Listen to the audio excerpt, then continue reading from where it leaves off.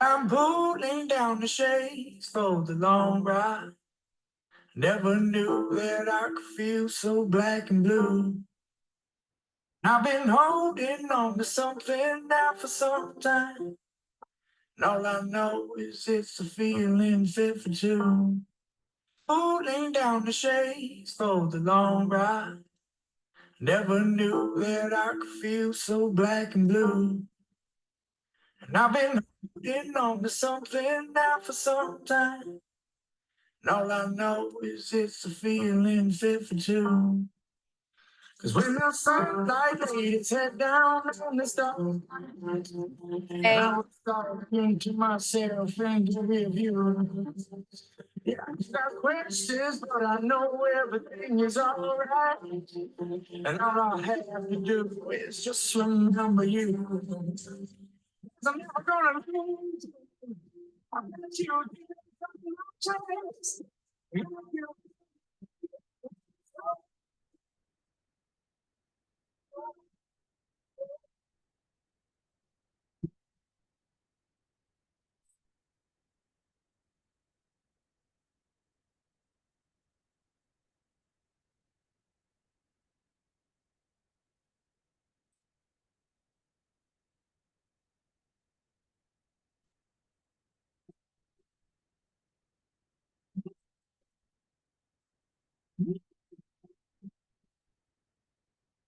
I've been free, I've been you, and I've been me. And I'll stand up tall for what I believe.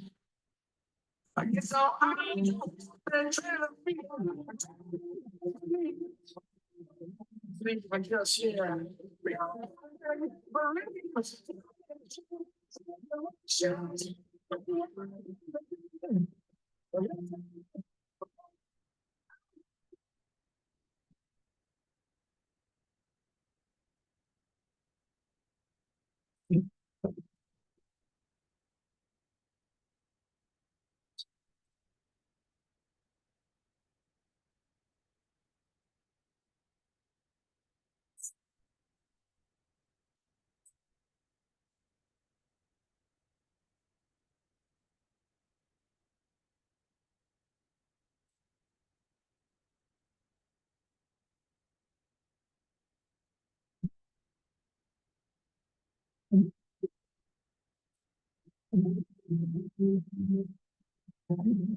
And I've been free, I've been you, and I've been me. But now I stand up tall for what I believe. I guess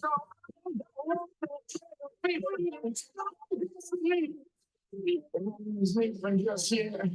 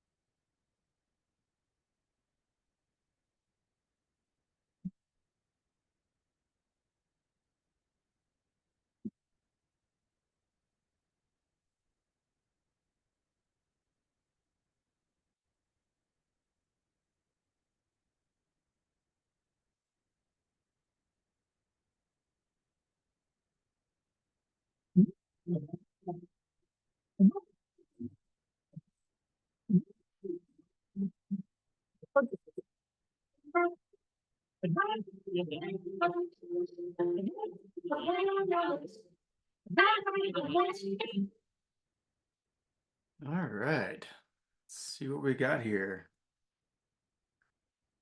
Hey guys, give me a few minutes here. Get some people added. Everyone's joining at once here. It's awesome. All right. Prove some AI bots. That's always weird seeing the AI note takers joining, but hey, I'll take robots too. All right.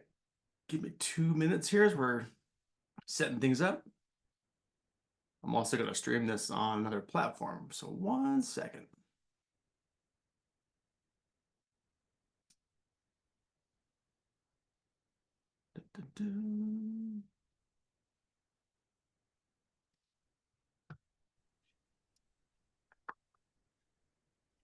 One more second, almost done.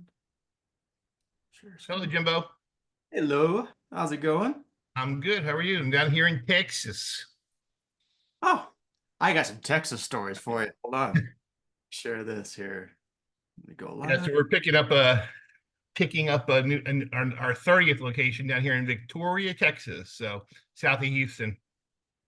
That's cool. So yeah, I fly home tonight. Be a long day flying home tonight. So And where in Texas was it? Victoria. Again, Texas is its own country. Where the crap is Victoria at? Where's that? It's south of Houston. Oh, okay. Yeah, I was just in last week. I was in Amarillo and Dallas. Fornay, but basically Dallas. Take it here. I'll show you some. Get some more people admitted here.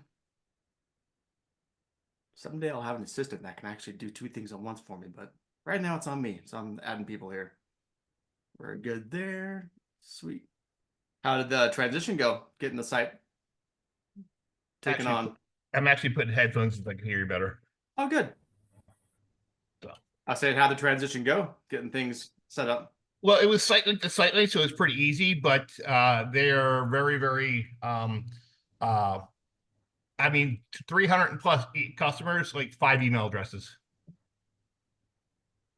Oh, so they were doing jack craps. That's why. Yeah, got it. People are still paying cash, walking in the door paying cash, so late fees aren't right, stuff like that. So it's just been a crazy day. So that's pretty much how every single one of my sites have been that I've taken over the last 2 years. Probably have been like, email. What's an email? Text. You can text now? I'm like, oh my gosh. Yeah, it's going through all that stuff. So that's how it. Exactly. Right. So yeah, it's been fun. So I fly home tonight, late night going home. So and then next week I'm in Michigan speaking there with Randy Weisman. So we got to speak next Wednesday. So it'll be fun. Nice. Yeah, so we've been traveling and doing all your speaking engagements. Again, I appreciate you guys making the time to jump on here, especially everybody else. Then I got to go the following week. I'm going to California for a consulting job, which I really, so. Totally fun. Here, let me give a second here. Let's jump off and say you hit recording. So if you're on here, you are saying I consent. I can record. And we are. You're already recording. Yep, we're good.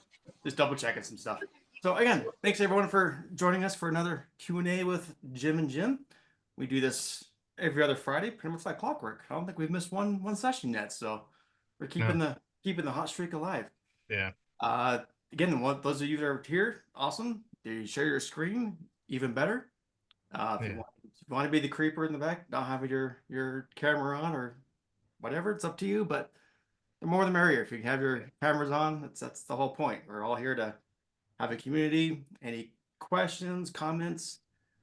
Mainly, we just kind of talk about how the week's gone, and it kind of leads to other. So Jim, you might see some new names on here. I connected with some people at the last couple of conferences, and we have Ajah and Daryl from their product. Ajah, remind me the name of the product. Uniques is the name of the company, and then the product is called Unify. And then I also ran into Josh House from Lighthouse Storage.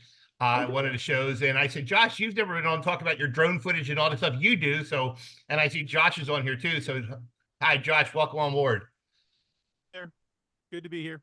Hey, what's up, Josh? So, figured, Jim, if we give these guys like 5 minutes soapbox for each one of them to tell kind of what their product does and all, to kind of get them see what the other people think about it. So, I don't know whether as Josh or Dower, you want to go first, or Josh, you want to go first, but floor is yours.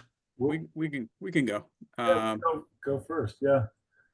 So I'll kick it off, Ajay, real quick. So we're thrilled to be part of the Jim and Jim show, right? It's exciting. So we appreciate the invite, Jim. So Ajay and I are getting out there into the market now. We actually did our first kind of public event a few weeks ago at the Mid-Atlantic Storage conference in beautiful Bethlehem, PA, which was great. Jim, it was good to see you there. Maybe some other folks as well that I can't see on here. But just really wanted to give you guys a quick intro to our product, Unify. And so the software that we'll talk about was developed by Ajay. And a lot of it came out of his time as the CIO of CubeSmart and also UStore, and among other non-storage entities. But Ajay spent what, Ajay, 10 or so years in I'm pushing 14 at this point. 14. So. All right, I lost track. I'd like to say a decade.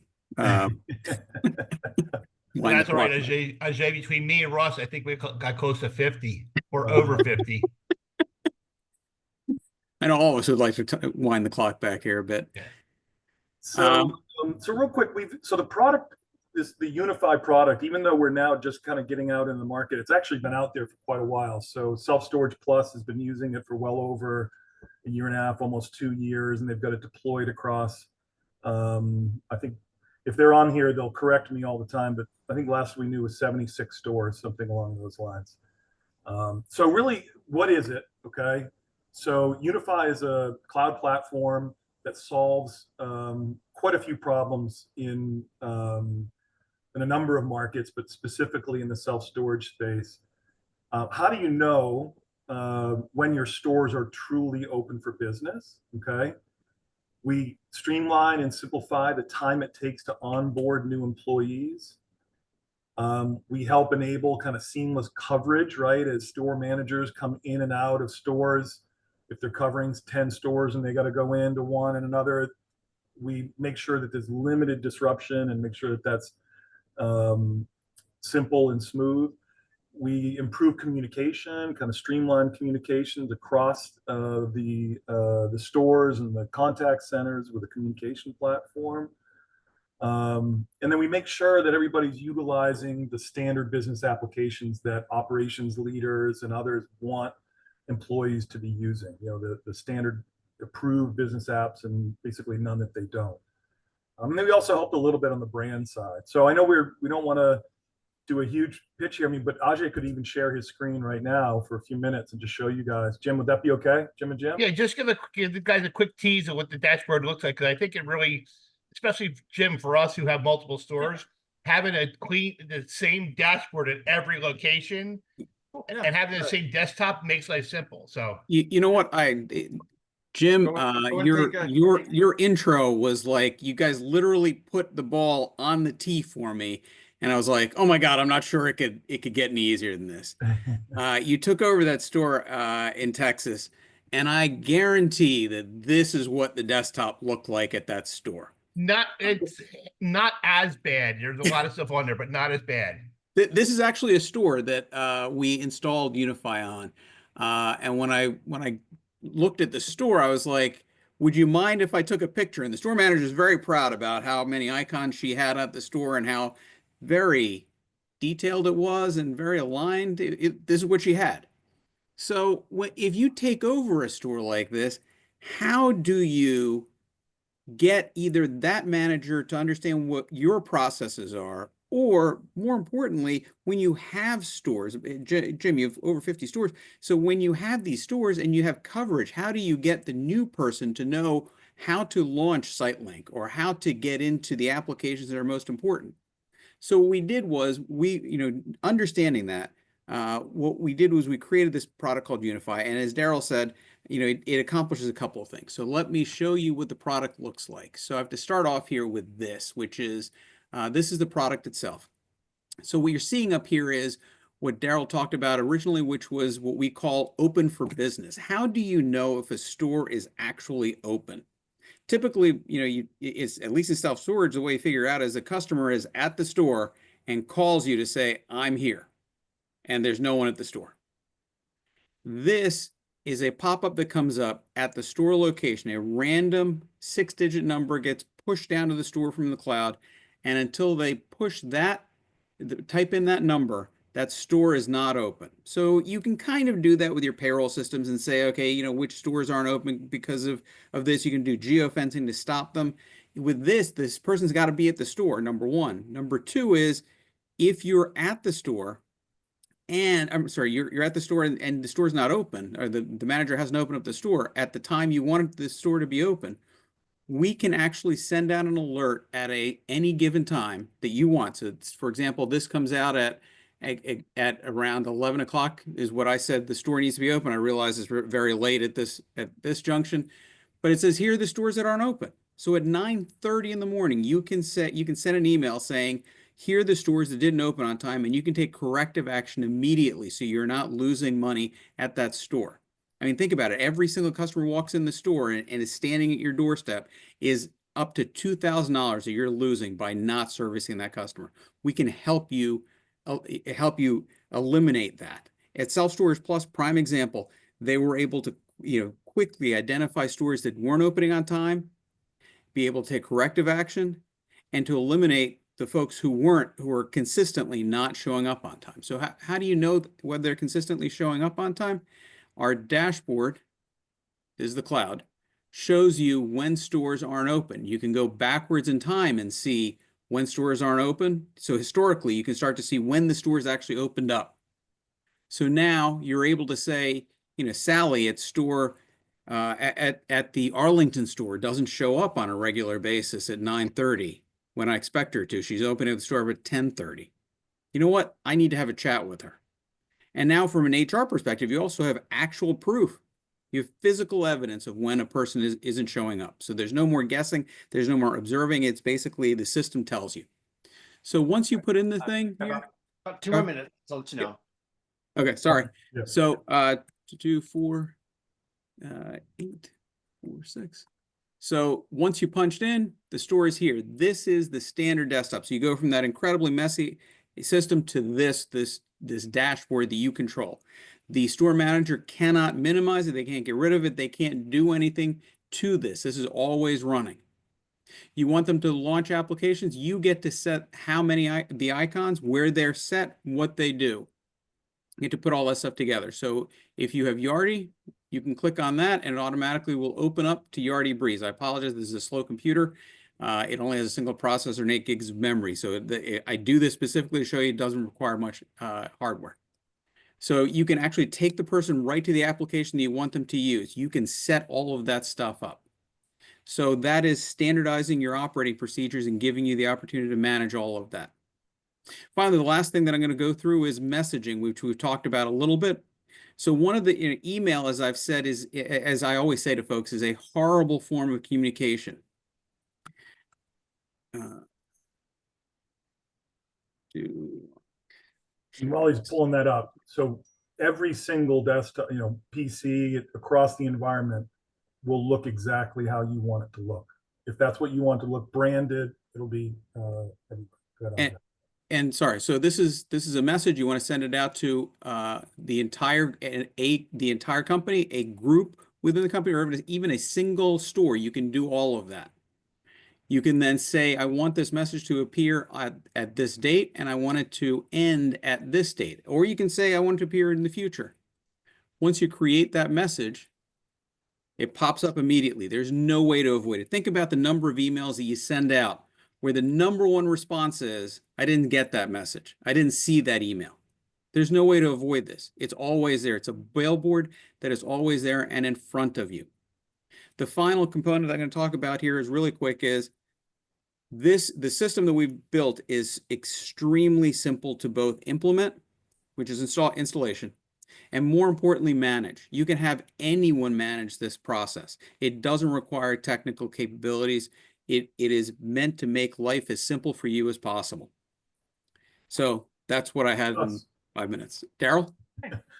No, I mean, if there's questions, guys, love to take them. If anybody. Drop your contact information into the chat so anybody who's interested can kind of ping out to you. Yeah, exactly. Yeah, just put your contact there. They can book a demo, whatever you like. But no, good quick overview. Nobody just kind of threw you on the spot, but again, well, no, they knew they were coming, so I talked to them last week about it. Any new topics? Hopefully, it looked like we were somewhat prepared. Oh, that's all good. I appreciate that, guys. Hey, Josh, want to take a minute? Yeah. Well, hey, I'm Josh Huff. I'm with Lighthouse Storage Solutions, as you can see behind me. So it's a small company. My wife and I run this. Melissa Huff is the other half of the team. We try to cover basically all facets of self-storage operations. So I'll let ladies first. She handles everything the customers don't see. So that's all of your management training. She will do a tech stack audit, facility audits. She's done corporate training, videos, all sorts of things.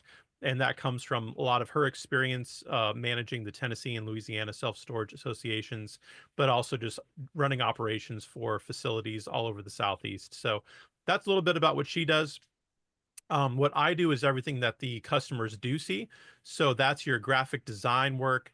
That could be a booth for a trade show, but mostly for storage operators, that's going to be drone photography and video and website design. So I do, I don't have any long-term contracts. I kind of build it and train you how to run it and then assist you to run it on your own moving forward. So I can build websites and have them be turnkey. I work with several different softwares.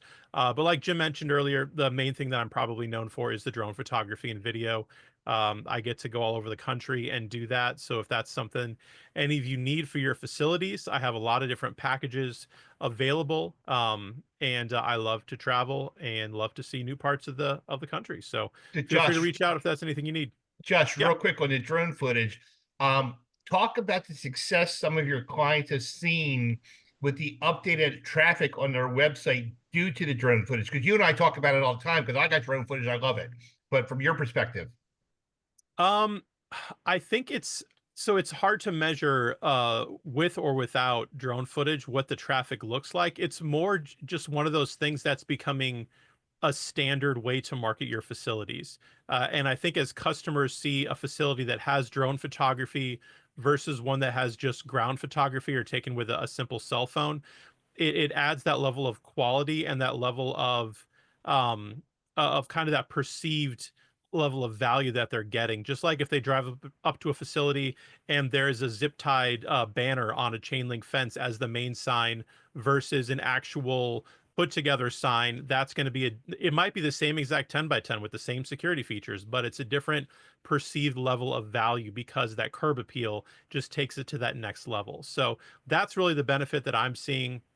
A lot of people that are understanding that really for 60% of people, the first impression of their facility is going to be an online view, that they want to have that just as good, if not better, than when people drive up to the facility and see it for the first time. So that's really where we're seeing the benefit. And with all the, next year with real estate expected to come back full force, I think people are going to have a lot more room in their budgets for this kind of thing.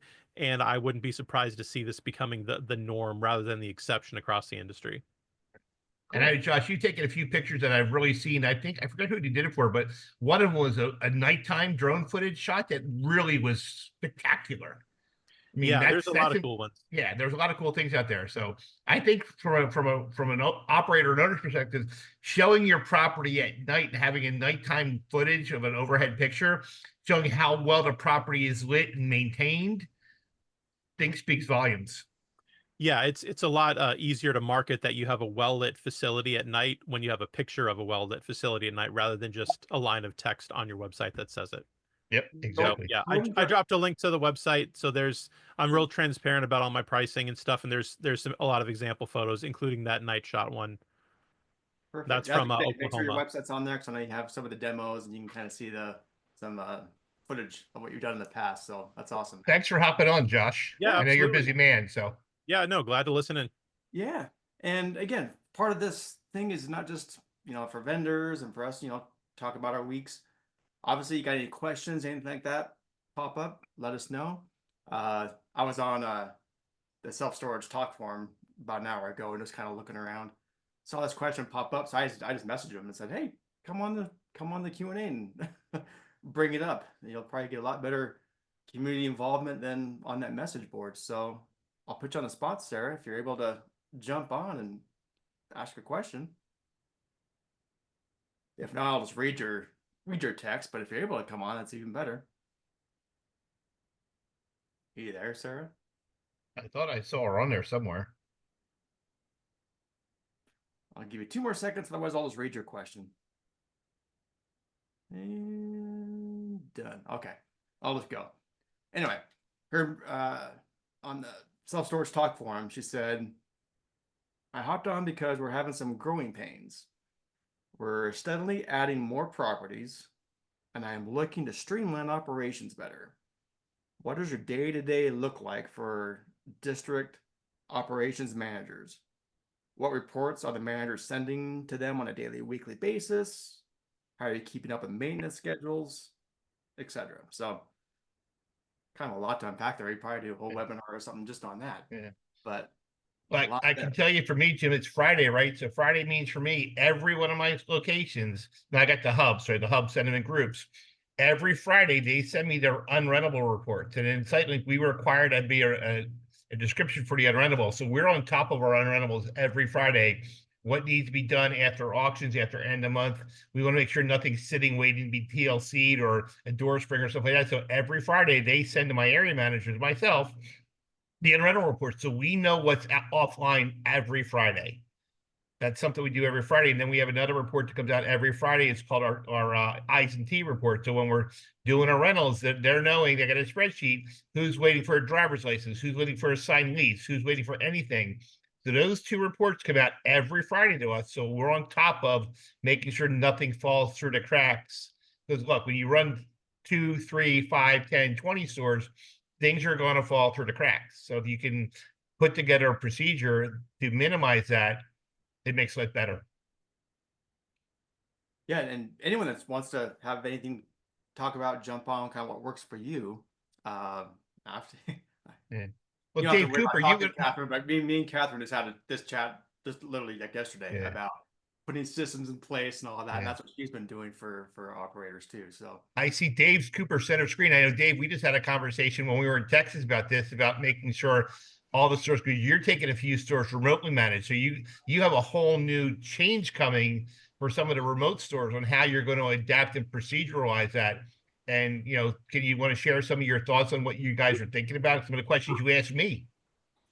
Oh gosh, a lot of it is just leveraging off of tech, really, to replace the fact that we don't have any bodies in the office and no employees or staff members to be able to take care of the customers, right? They're outlier properties that just doesn't make sense to have somebody there. So yeah, we're primarily leveraging off of technology, whether it be remote manager services where a call center can facilitate a lot of it, or the use of QR codes on the property to rent online through the website. But yeah, we're automating as much as we possibly can using implementing late to lean at our remote store properties. And we're anniversary based company, so I converted those to first of the month just for the ease of being able to manage overlocking and things like that.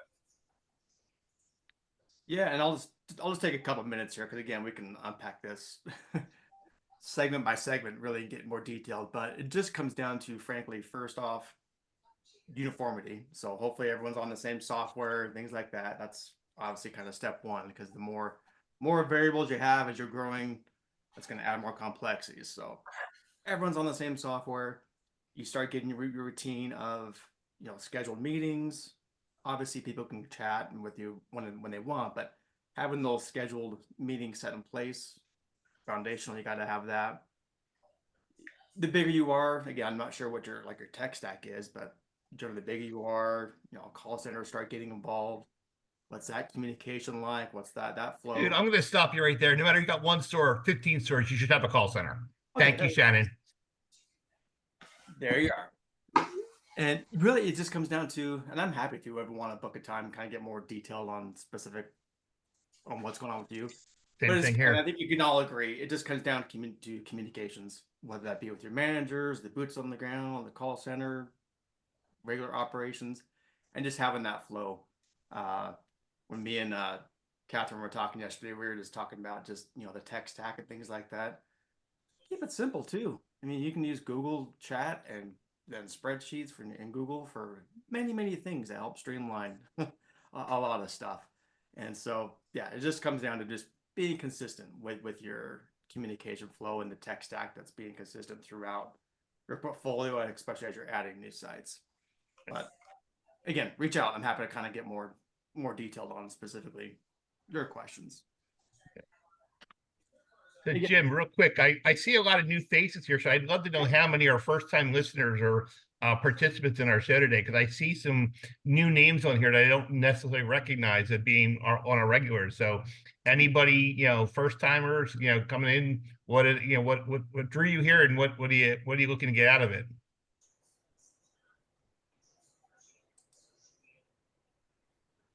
Not a first timer, just don't always join. Have other things going on, but great information. Yeah, I missed the first part of it because I was on another call, but thank you. Yeah. Nope, all good. Yeah, we try to, through the course of the thing, just if we see new faces, we'll call you out just to do a quick introduction, because we all want to know if you're a manager, an operations vendor, that kind of thing, because we all kind of learn from each other. So feel free to speak up if you want, rather than just me calling on you. Go ahead if you're on here. You can say hi. Hey guys, sorry, my camera's not working. This is Jenna. Can everybody hear me? Yes. Yep. Okay, awesome. So this is my first time joining in. I actually manage 5 properties between Hopkinsville and Clarksville, Tennessee. I'm kind of just looking to learn a little bit more about it. I just got into it these last few years. I work for an individual who purchases them and then just has me streamline them, honestly, from there moving forward. I've got a couple employees underneath me. We, for the most part, run remote operations, but I'm really just looking for advice on how we can grow. How can we get bigger? How can we put more people in these units? Because that's the problem we're really running into, is how do we get all these units full? How do we keep them full? So Clarksville, Tennessee, was one of your young ladies on our call a couple weeks ago. Jim, what was her name? Do you remember? Don't put me on the spot with names. I have to look at everyone's name and sheet. I don't remember that. No, just Clarksville, Tennessee is not a town we hear too often, because I remember commenting, if she, like when she said Clarksville, Tennessee, like the Monkeys, I'm like, yeah, if you know the Monkeys, you're okay. But yeah, no, it's a lot of stuff we talk about all the time is managing your Google business profile and using some of the people who are out there. And I know Sonia's on there. There she is. Sonia's on there, and I saw where did I see? I don't know if she's on right now. That does all the websites up, but making sure that the websites are right and your Google business profile is right to make sure you're managing stuff. And I know Josh does that as well. Thanks, Josh. But I just did a call a week ago with a customer, and I go, we ranked perfectly. And I said, really? And I got on the computer and I couldn't find them. They're like, look, and they pulled it up because they're searching for on their computer. They're always ranking top. So do the incognito searches, do stuff like that you can, but talk to the experienced people out there. There are quite a few marketing companies out there, like, Josh's company with Lighthouse and Find You and this one and that one that do things for a living that can help you point you in the right direction. As I tell people all the time, you don't need to recreate the wheel. Wheel's there. Just make sure it's rolling smooth for you. Not to put you on the spot, but since you're, trying to, again, we're all trying to get more rentals, but what is your current marketing flow look like? What do you have going on? Right now, to be quite honest, there's not a lot going on. At least you're on. I want to be completely upfront about it, honestly. We are doing very, very well in Hopkinsville and Kentucky, with very, very minimal marketing, honestly, just because of traffic.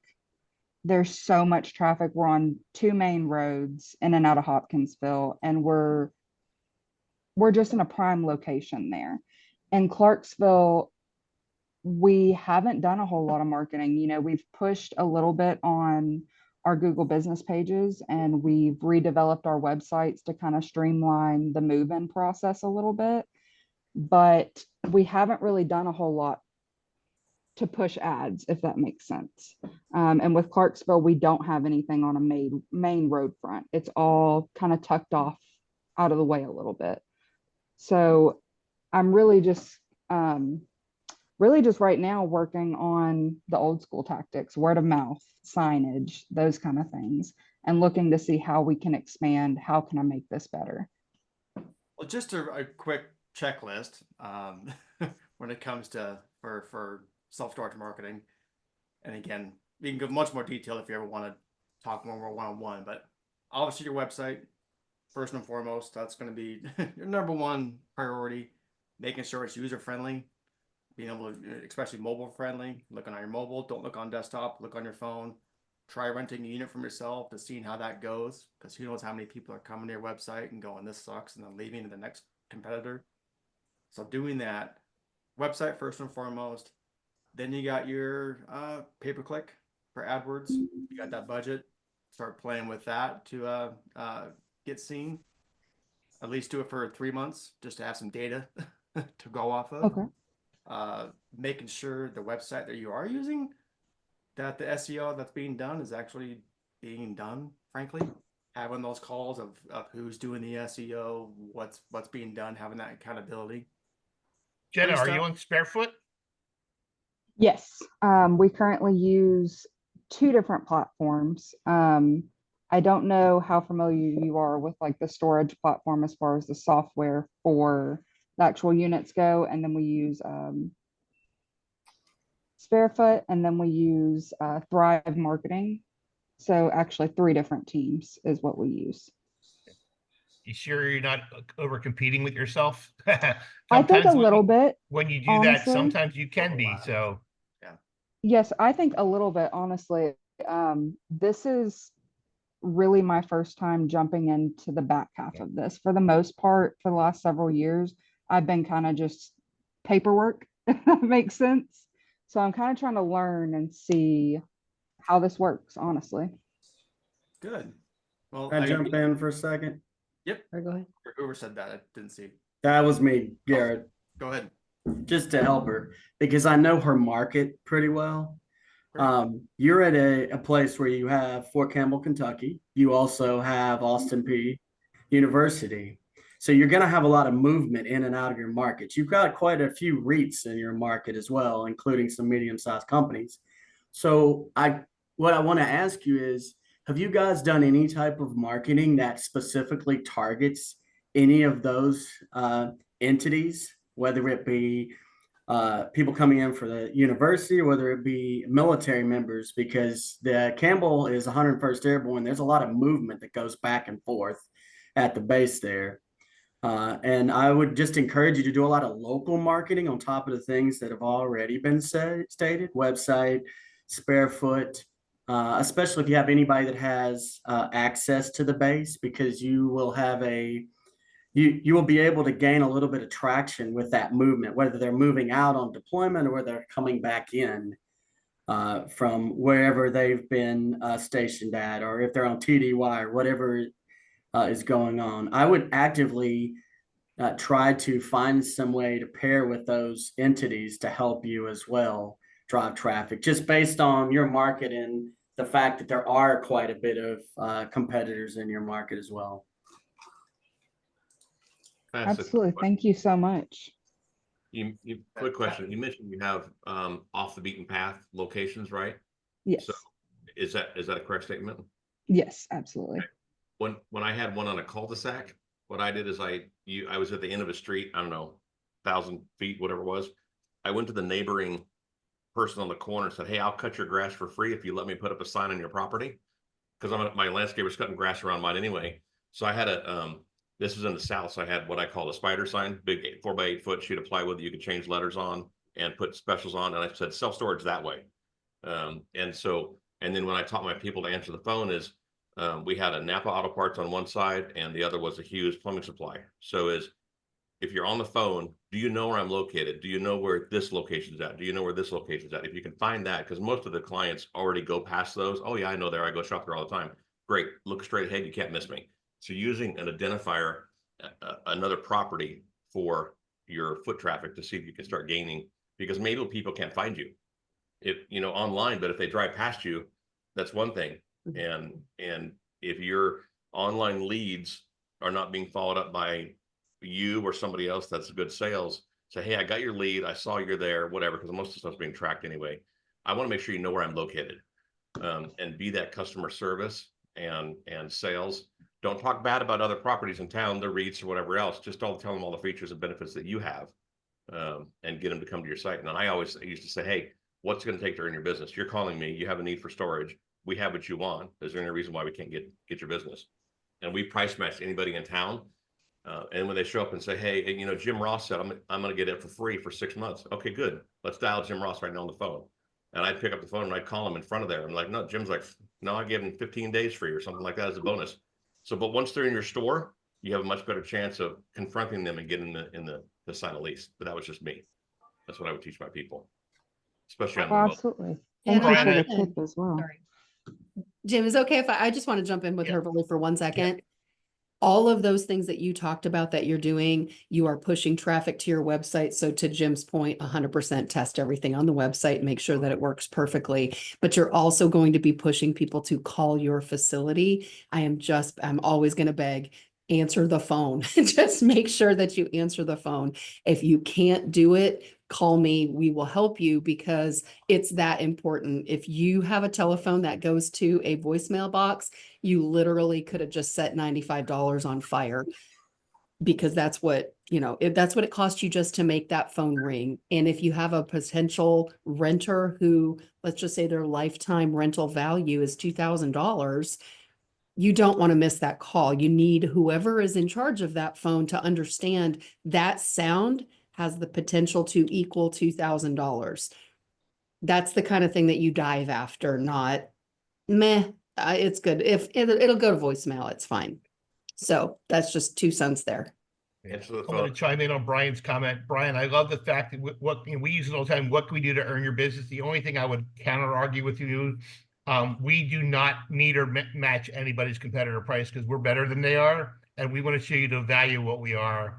And yes, you could drive a Ford Pinto for whatever, or you can drive a Mustang. So, that's the only part I would kind of have a conversation about. So I didn't put in the caveat. I would agree. As long as it's on you're absolutely right. I'm not going to price match your ghetto location with no security on gravel when I've got a better product. Right. However, if I can get you in the door, I will sell you a unit.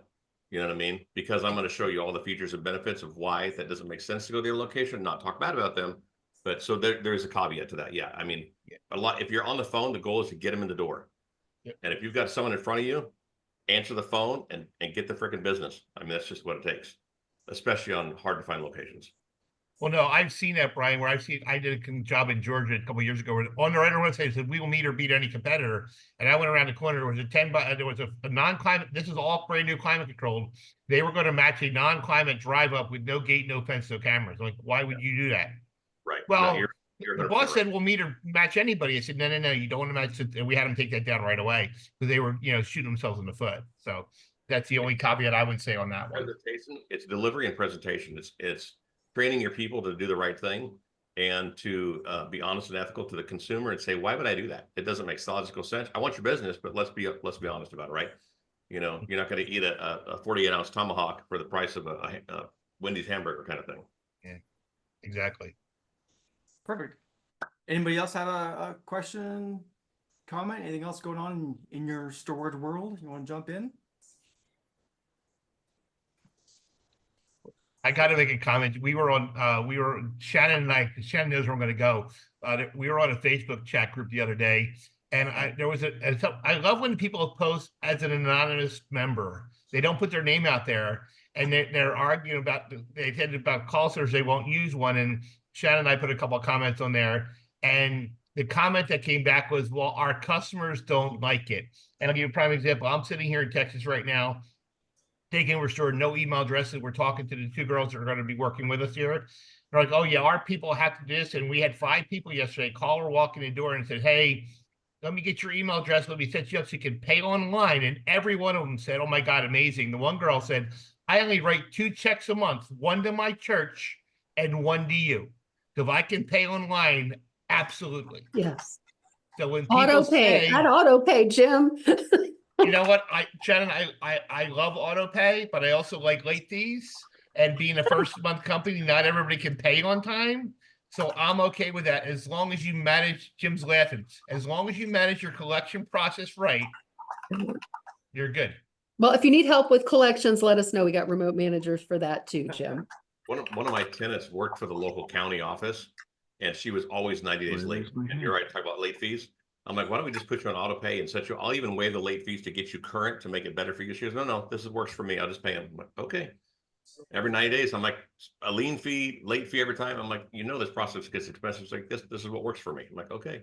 Brian, we just talked about it. We have one facility where we cut locks for auction. Literally, when I was there helping cut locks, there were 9 cut locks laying in the unit. You're talking a 5x10 storage unit costs like $70 a month. So they're paying an extra $125 plus 3 late fees for that 5x10 storage unit. Yep. And we tried and we've tried and we've tried, and it you can't, you know, that old saying, you can lead a horse to water, but you can't make it drink.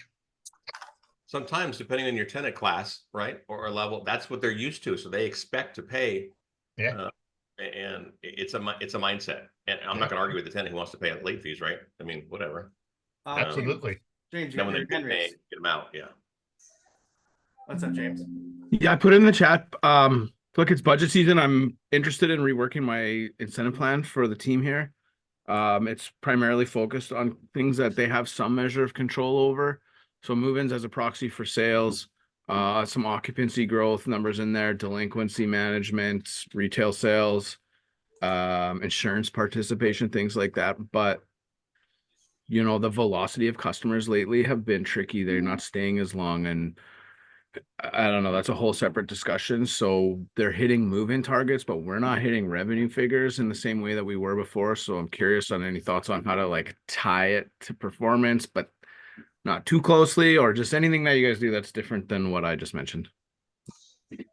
I'm going to be no help because you already said it. You can only tie bonuses with what they can Yeah. control. So James, I can tell you, for me, my bonus program is very, very, very simple. It's tied to rentals over last year's numbers, right? Retail sales over last year's numbers. Reviews, every review they get is worth $5 in the pot. Yep.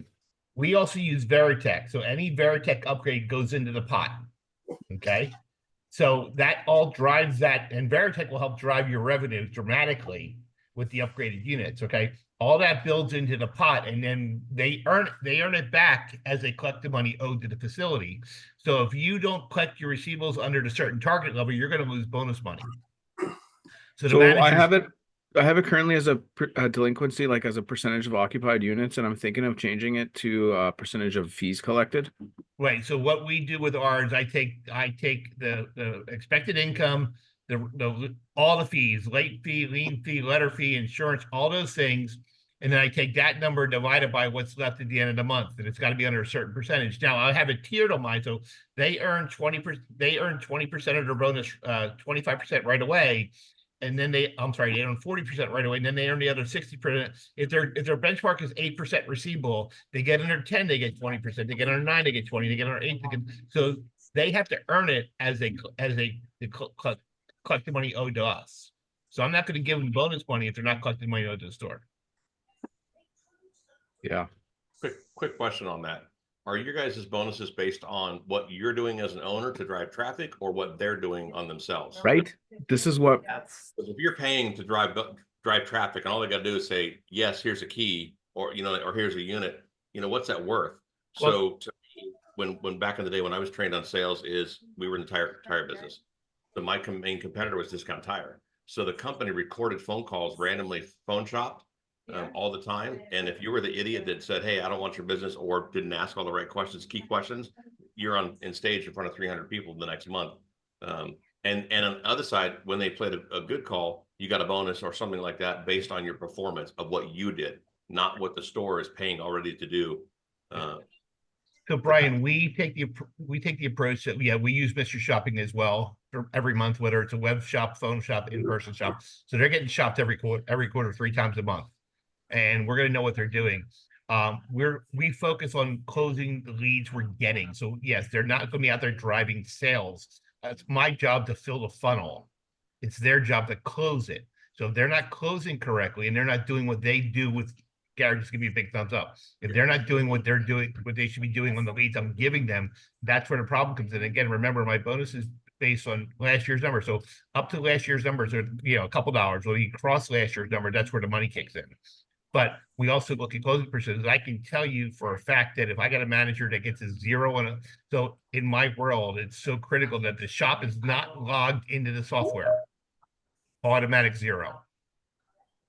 You know what, Brian? I think you have a very good point though, because it used to be that people would call us and get prices. Like I can remember a time we didn't have prices online, so everyone had to call us, and there was a touch point with prospects before they would move in. But now every consumer, it feels like anyway, is shopping around online. They know what they're doing before they come in. The CSRs, I obtained some of my competitors' incentive plans, and they're referring to them as check-ins, right? Not even move-ins, because they're just checking the person in who's already made all their buying decision before they even get to us. So it's not the same thing as it used to be, and that's why I'm interested in changing it. But I just don't really know.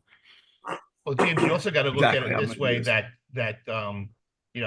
yeah, I can tell you, looking at what we're doing, yeah, last month we had 300, almost 400, 385 rentals, right? We only had 75 true online rentals, okay? Or 80, about 80 online rentals. So they actually rented a unit. We still had almost over 200 rentals that our managers had to work the rental. They had to work to get the lead. They had to do the follow-up calls. They had to do all the things, whether it's checking the email or calling or whatever. So their job is to close those leads that are coming, because and I know you're not getting 100% of your rentals all online. They might start on the website and make a reservation or make a phone call to the store that gets logged into the software. But we've all seen it, Jim. We talk about it all the time. If you don't have a good follow-up program in place for the manager to follow up and close the leads that come to you, again, guys, we're not asking our manager to go out and cold call anybody, because storage is one of those event-driven businesses. You need it because you need it. We want to be there and train our team that when the person comes to us, we're going to do everything we can to close it. I also know, and you also know, that you're not going to close everyone, because some people are very price sensitive and they don't, I thought it was $20. No, it's not. And then you require insurance, your car protection plan, or you have an admin fee. And I'll be honest, James, some of those customers I don't want. Of course. If they don't follow the rules, I'm not. So we focus on training our managers how to close the leads that are coming to us. And then let me worry about filling the funnel. And James, too, I would add to that from a call center perspective, we take a lot of prospect phone calls, and I will tell you the vast majority of those begin with the words, "I was looking at your website and ... Right.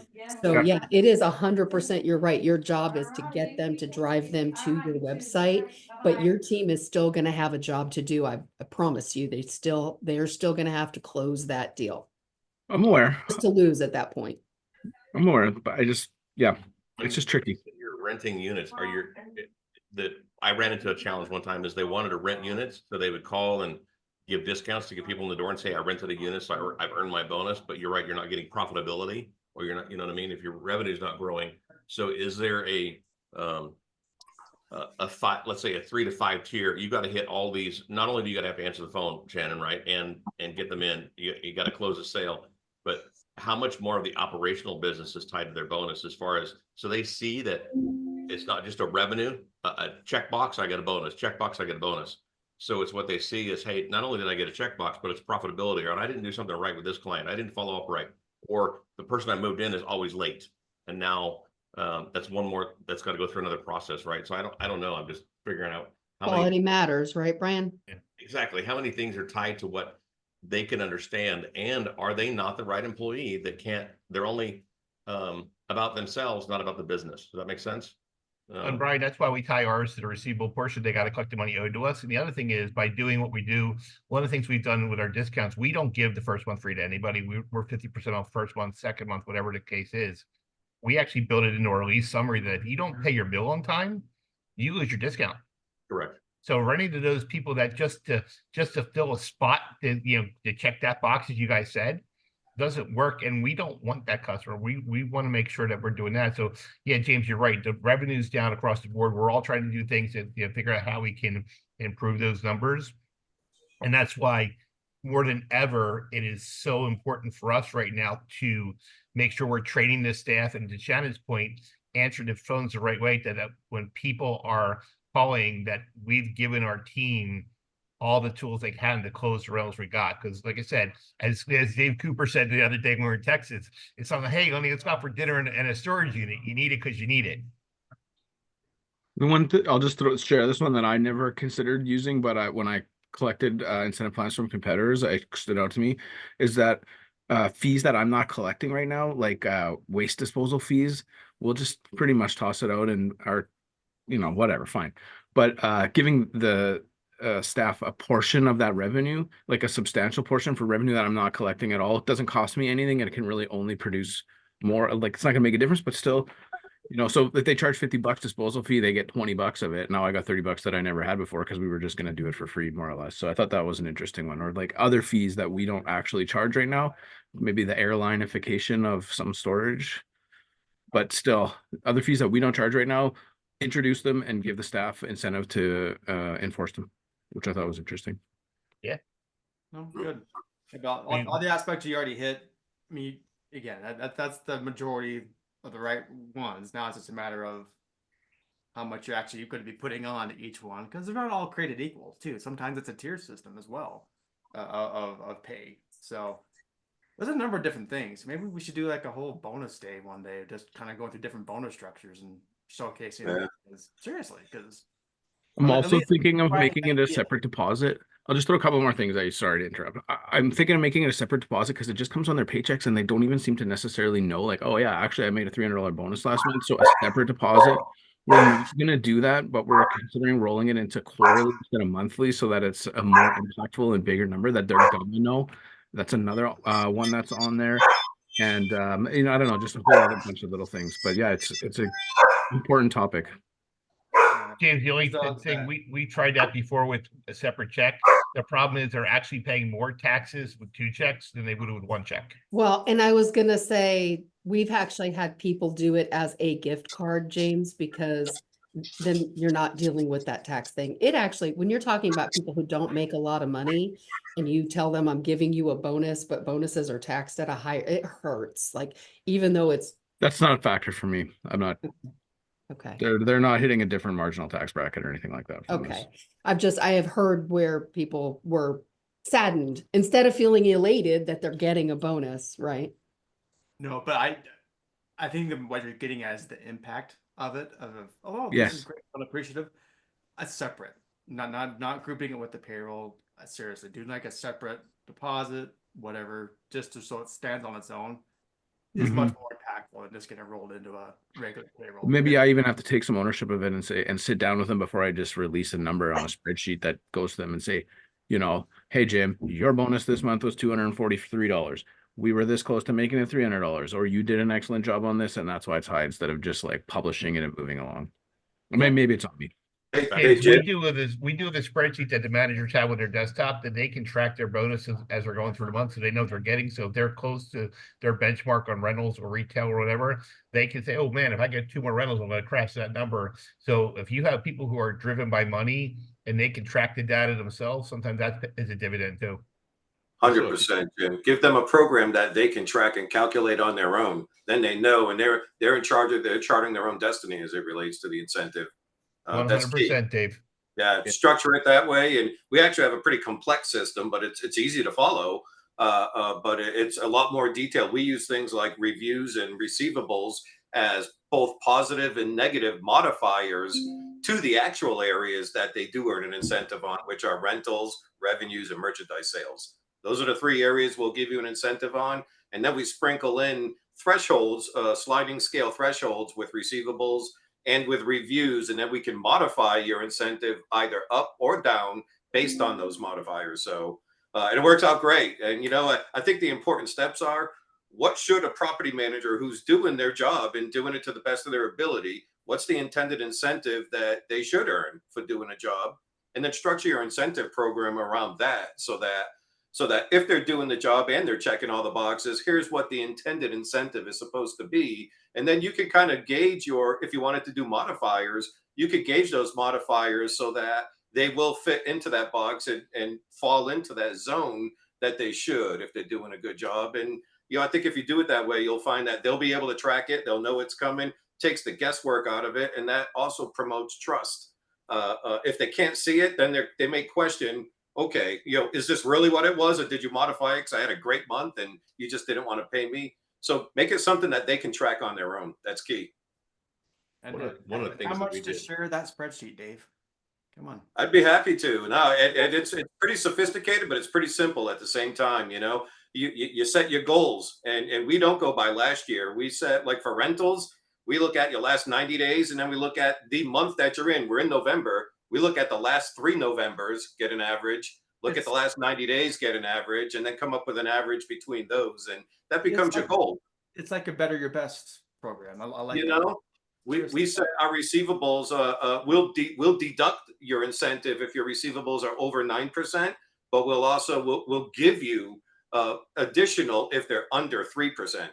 So we have that sliding scale. And if you're in between, you're fine. But if you let your receivables get out of control, we're going to take some money off of there, or we'll give you more if you're cleaning house. So, you know, there's a lot to look at there and unpack, but it's all done automatically on the spreadsheets that we have. It calculates it all automatically. It's pretty straightforward, and they can actually calculate it. The only thing they really can't calculate on their own, but they can, but it's a little more difficult for some, is our reviews are on a sliding scale. We will give you we expect a minimum of 15% of your rentals will leave a review. So if you get less than 15%, we're probably going to take some from you. However, we also use 30% on reviews, where if you exceed 30%, we're going to give you more. So if you fall within 15 to 30% of your rentals, then you're even. If you get more than 30%, we're going to give you more. But that goal changes with every rental you get, right? At the beginning of the month, you have 0 rentals, so you have no goal. But as you get rentals, 15% and 30% are the 2 thresholds. So you have to calculate. It's like, now I'm getting I just got another 2 rentals today, so now I need to get X amount of reviews to stay within that zone or to stay ahead of it. And it works out great. The stores that are checking all the boxes are doing very well, and as they should. The final piece is we cap it. We actually cap it. Here's the max that you can earn in all 3 of those categories. So we do have a cap, and I think you need to have that. Well, if you could share that spreadsheet with me, I would love to kind of look at it. And before I shared it with anybody else, maybe talk to you, because I think it would be very beneficial just seeing people something in action rather than just these talking points. I'd love to. I would need to seek all of our information is proprietary. I would need to seek approval for that, Jim. But if I get it, I'll be happy to share it. Just a basic. I'm just curious. It kind of like a demo. Absolutely, really absolutely happy to do it.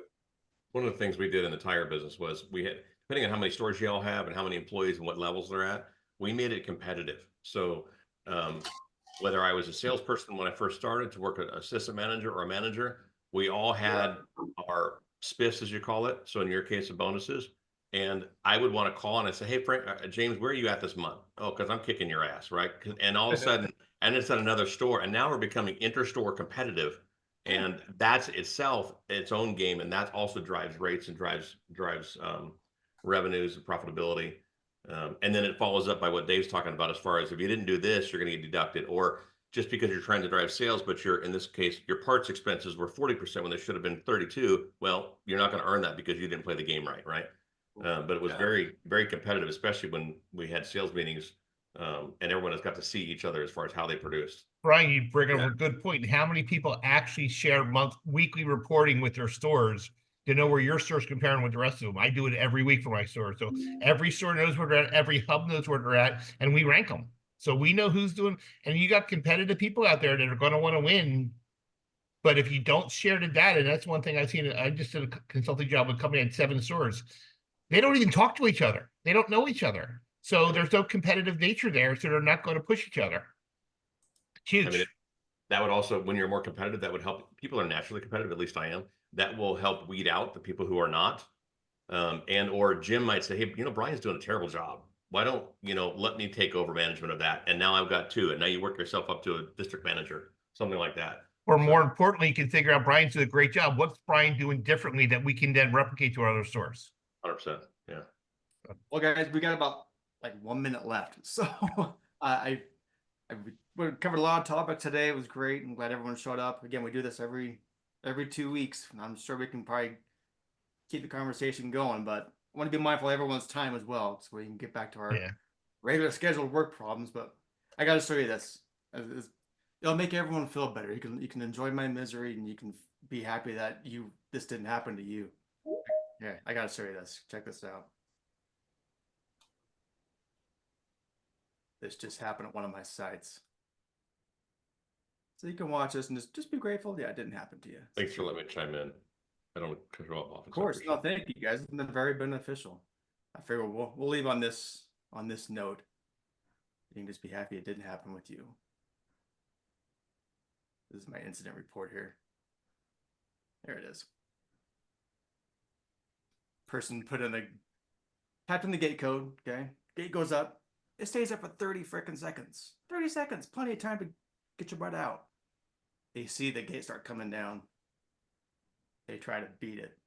Dude. Yeah. Okay, so Ross, my first question to you is why don't you have a safety loop on that side of the gate that's going to stop that?